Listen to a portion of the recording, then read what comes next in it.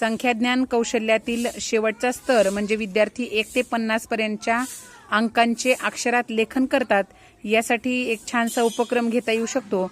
आपल्याला भाषागणित पेटीमध्ये अशा प्रकारचे अंक कार्ड आणि संख्या नावाच्या पट्ट्या दिलेल्या आहेत।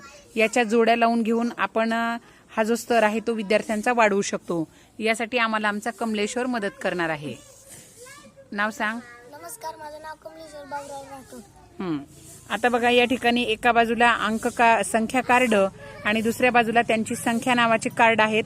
तू त्याच्या जोड्या लावून दाखव बघा। 49, व्हेरी गुड, 37, शाबास, 42, व्हेरी गुड, 14, 32, शाबास, 13, 29,